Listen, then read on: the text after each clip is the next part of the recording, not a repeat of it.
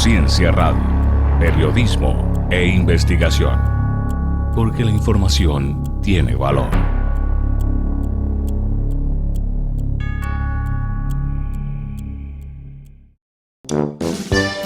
Muchos están enojados.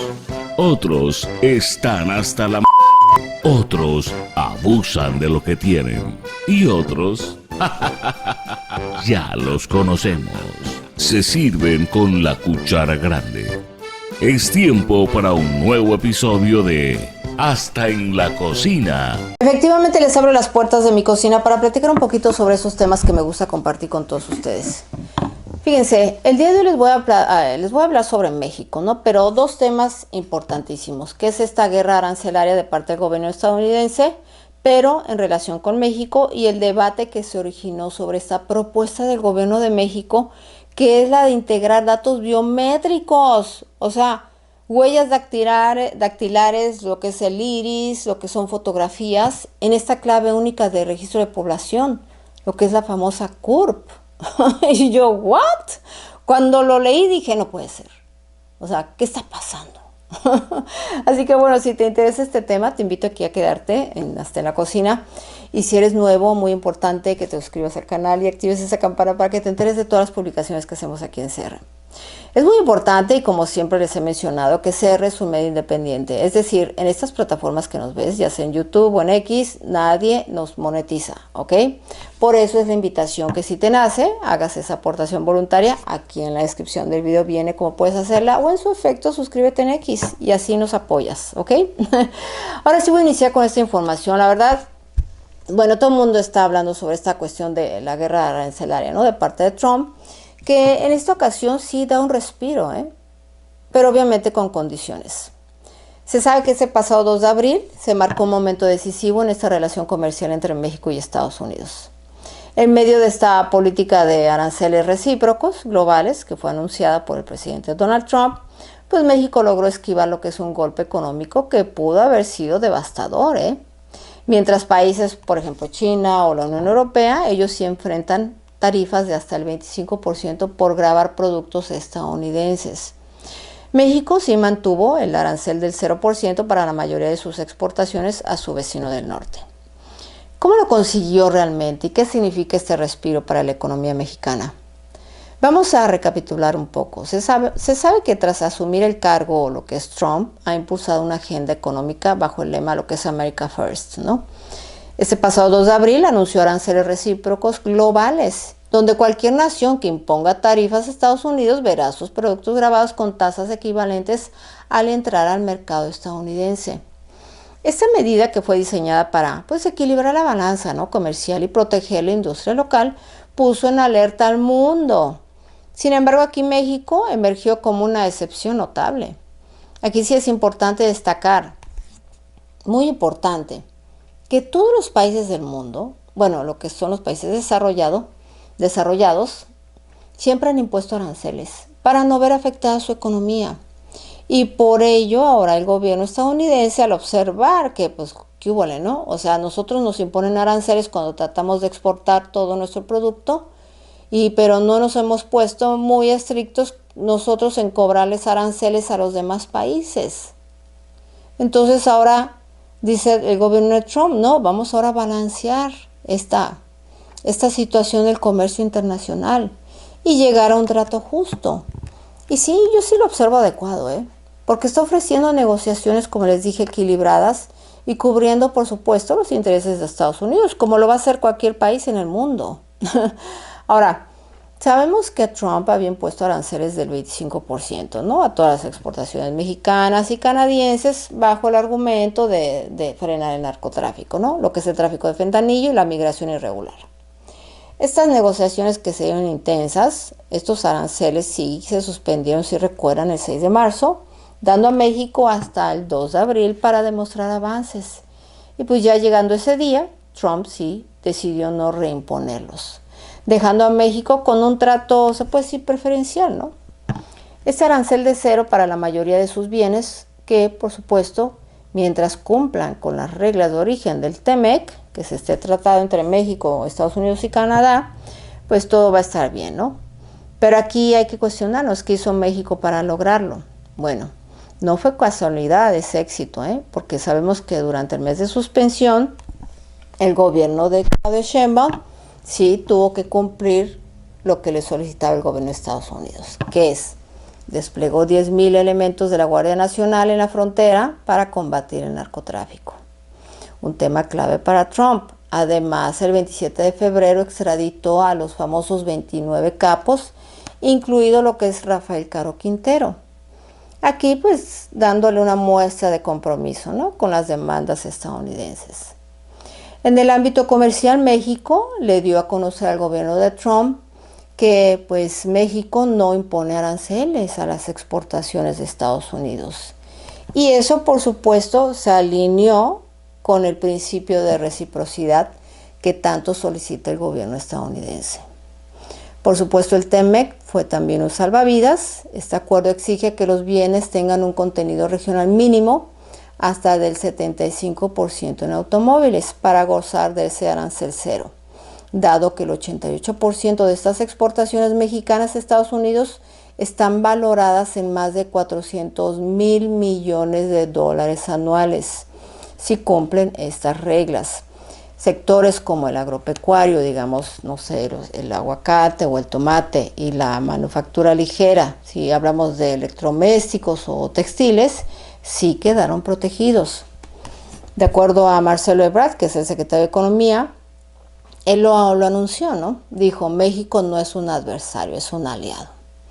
Ahora, esto obviamente se otorga un respiro económico para México, pero no total, porque esta exención de los aranceles generales del 25% sí es una victoria significativa. Pero hay analistas de Banxico que estiman que sin este acuerdo México habría perdido 20,000 millones de dólares anuales en exportaciones, afectando por supuesto millones de empleos, industrias clave como la agricultura que envía 50,000 millones de dólares al año a Estados Unidos y que mantienen su competitividad. Además, esta posición especial podría atraer más inversión extranjera de empresas que buscan evitar aranceles desde otros países. Por ejemplo, Toyota o Volkswagen, ¿no?, con plantas en México. Sin embargo, aquí no todo es un cuento de hadas, porque estos aranceles del 25% al acero y aluminio, vigentes desde el 12 de marzo, y este impacto parcial en automóviles, donde se sabe que estos componentes que no sean de origen estadounidense, van a pagar ese 25%, desde este pasado 2 de abril. Ahora, siguen pesando estos sectores vitales para México, donde enfrentan costos crecientes que podrían traducirse en inflación y pérdida de empleos si no se resuelven. Ahora, aquí el cuestionamiento es, ¿qué sigue para México? Esta posición especial de México, aunque no se quiera ver, sí es un triunfo diplomático de parte de Sheinbaum, quieran o no aceptarlo. ¿Por qué? Porque sí equilibró lo que es el pragmatismo y beneficios hacia la economía de México. Pero este respiro viene con condiciones. Es decir, Trump dejó claro que la exención depende de que México siga cumpliendo la seguridad y lo que es la migración. Y si este flujo de fentanilo o migrantes aumenta, estos aranceles podrían regresar. Así de sencillo, Además, esta política de Trump mantiene la incertidumbre, porque se puede dar un cambio en las prioridades de Washington y esto, por supuesto, va a alterar el panorama.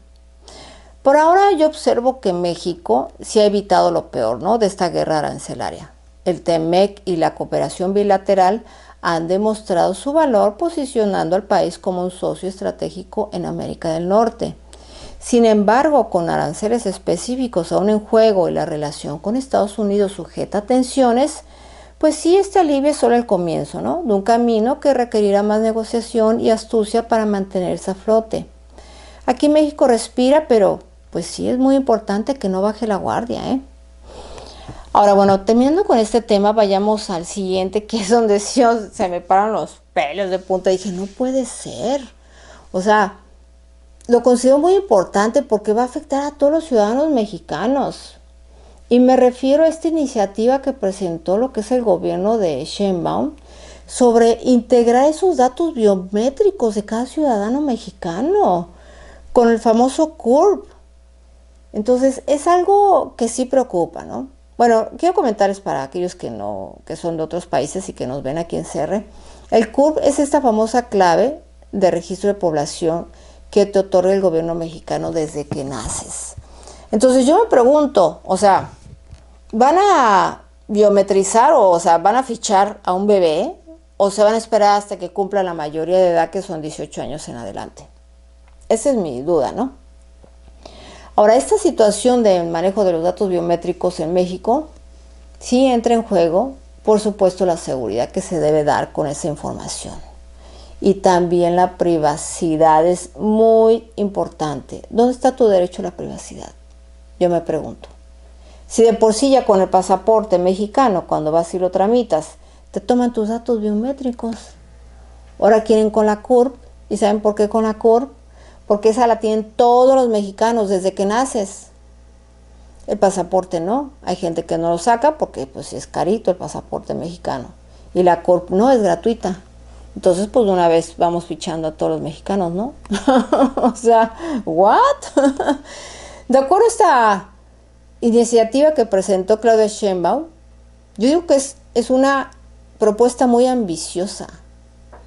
Porque pretende integrar datos biométricos, huellas dactilares, tu iris, fotografía, a este CURP y transformándolo en un documento oficial de identidad digital. O sea, este plan supuestamente que busca crear una plataforma única de identidad tiene como objetivo, según el gobierno, fortalecer la búsqueda de personas desaparecidas y mejorar la seguridad ciudadana en un país marcado por una crisis de desapariciones. A ver, momentito, ahí quiero hacer una pausa ahí. O sea, esta crisis de desapariciones se debe al crimen organizado. Y si este crimen organizado está en contubernio con el gobierno, ¿qué hubo? ¿No es irónico esta situación? ¿No es irónico donde las desapariciones superan las 100,000 personas no localizadas? Donde esta iniciativa, por supuesto, ya desató una intensa controversia, ¿no? No solo por las dudas sobre su efectividad, sino por los riesgos que implica para la privacidad de todos los ciudadanos mexicanos y sobre todo las implicaciones internacionales que podrían derivarse de su implementación. Y hoy después les voy a explicar por qué.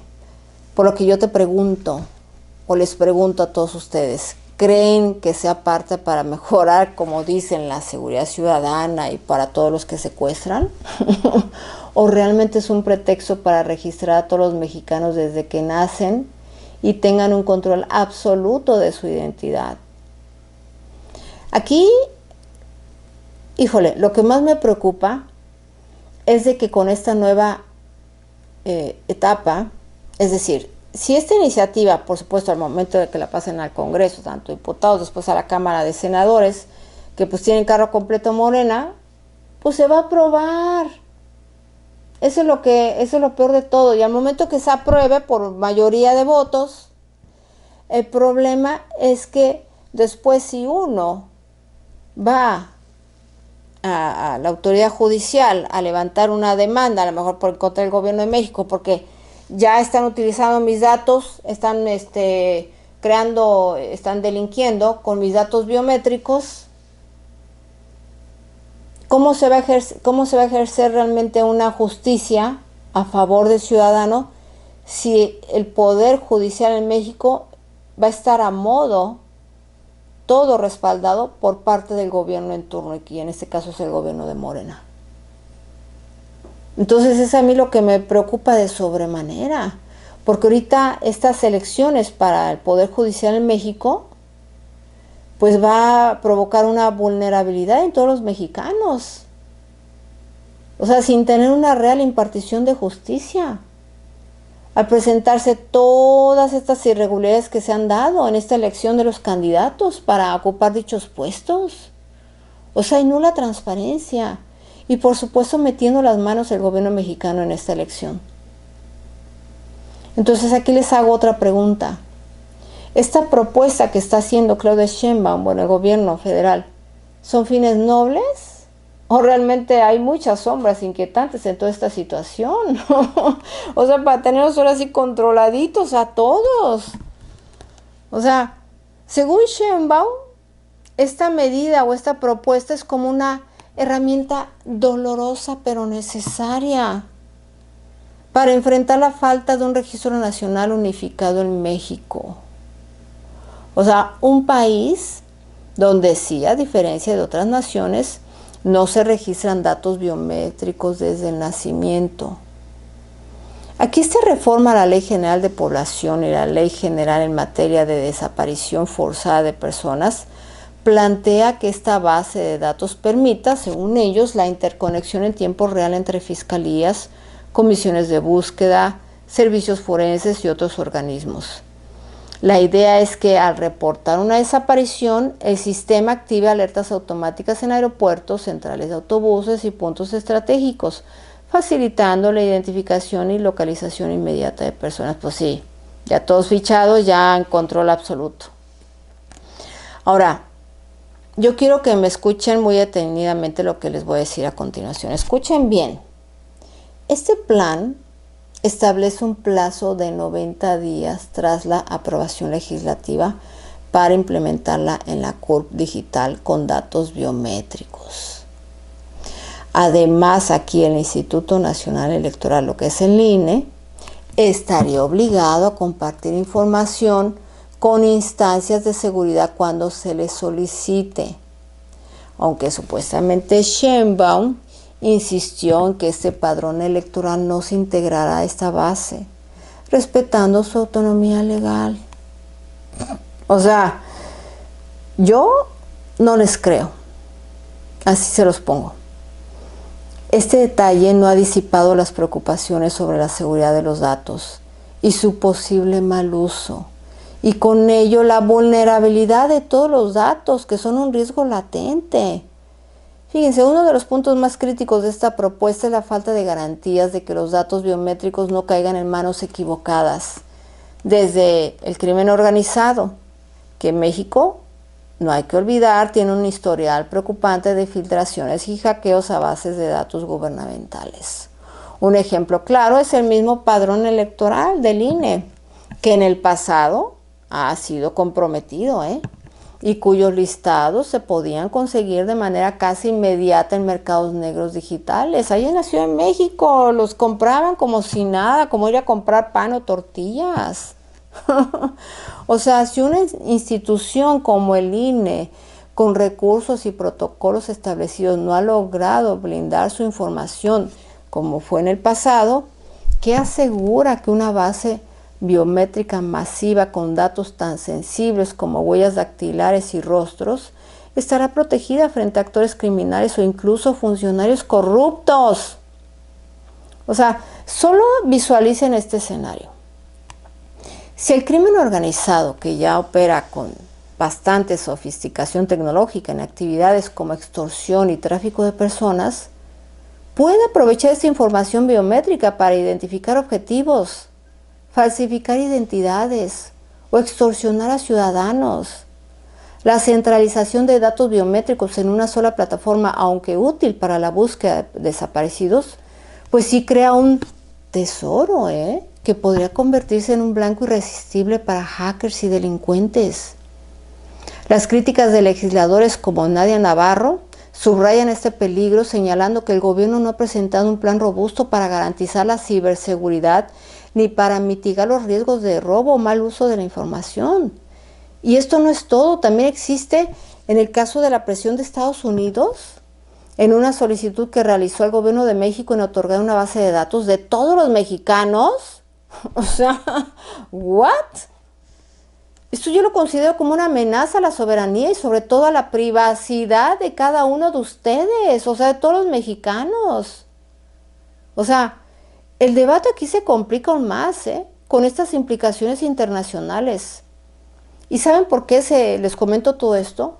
Porque se supo que tras una reunión que sostuvo Kristi Noem, que es la secretaria de Seguridad Nacional de Estados Unidos, ella reveló que solicitó a México compartir datos biométricos de migrantes y viajeros bajo el pretexto de combatir el narcotráfico y reforzar la seguridad de su país. Fíjense nada más, o sea, ¿qué grado? ¿Qué les pasa? Es como si el gobierno de México le dijera al gobierno de Estados Unidos, quiero que me pases todo el banco de datos de todos tus ciudadanos estadounidenses. Porque pues aquí la seguridad también, pues hay gente también malándose ahí en su país. O sea, ¿what? Sí, o sea, ¿qué está pasando? O sea, ¿qué está pasando aquí? Por supuesto, de acuerdo a Sheinbaum, dijo que México no cuenta con esa información y que no se firmó ningún acuerdo al respecto. Ella enfatizó que su propuesta que presentó está enfocada en los desaparecidos y no en atender demandas extranjeras, según lo que ella dijo. Sin embargo, aquí esta declaración es muy importante que dio Noem, donde, por supuesto, encendió las alarmas, los focos rojos sobre los verdaderos intereses detrás de esta presión estadounidense. Aquí yo observo que Estados Unidos no tiene derecho a acceder a los datos biométricos de los ciudadanos mexicanos. Y sobre todo México ceder a esta solicitud significaría un paso hacia el control indirecto de cada mexicano por parte de una potencia extranjera. Discúlpenme, eso no está bien. Y les voy a decir por qué.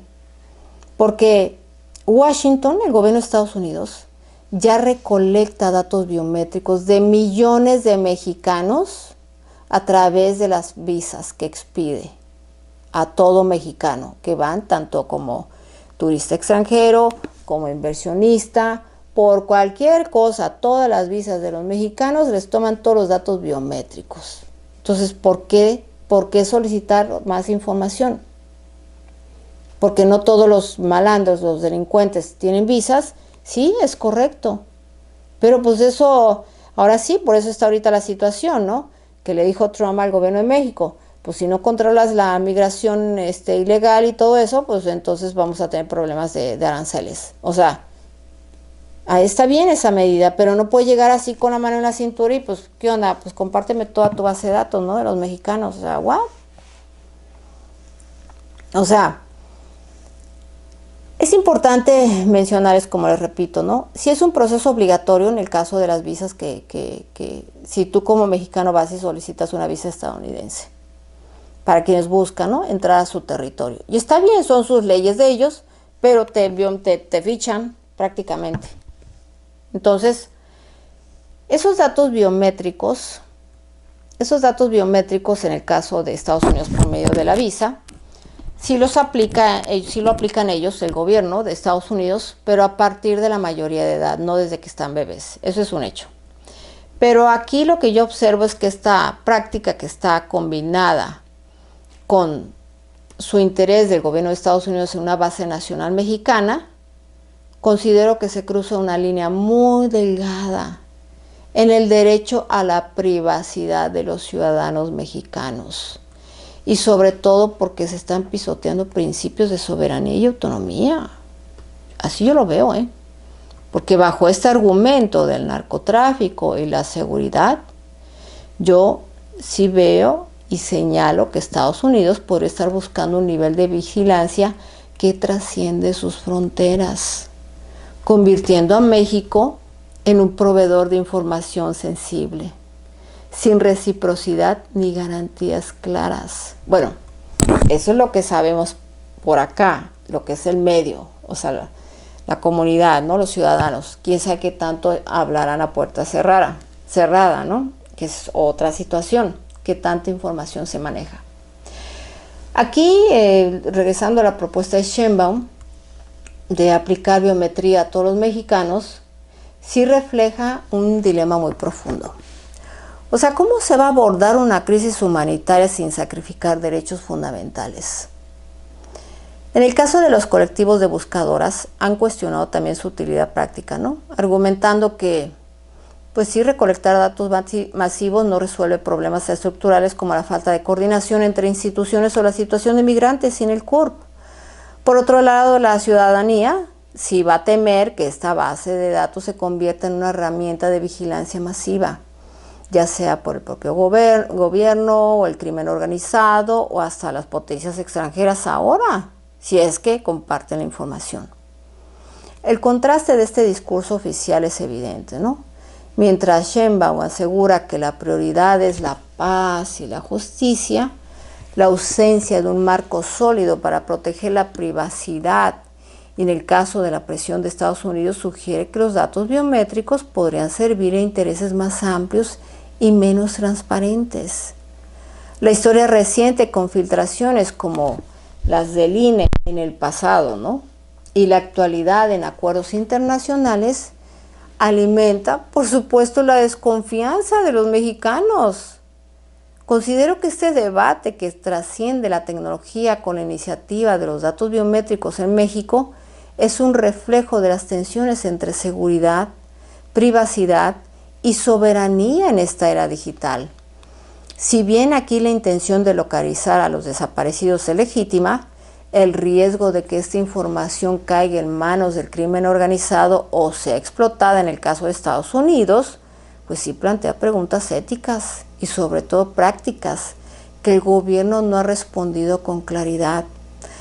Repito, esta delgada línea entre la protección ciudadana y la vigilancia masiva existe un debate público profundo, con garantías reales de seguridad y un rechazo firme a cualquier injerencia extranjera. Sin estas condiciones, en el caso de la propuesta de Sheinbaum, podría convertirse en un arma de doble filo, donde los ciudadanos, lejos de encontrar justicia, terminen violando su privacidad más que nunca. ¿Ok? Híjole, la verdad yo sí estoy así como que histérica, no tienen ni idea, ¿eh? Histérica, porque ya, les he dicho desde antes, ya viene la tiranía todo lo que da, ¿eh?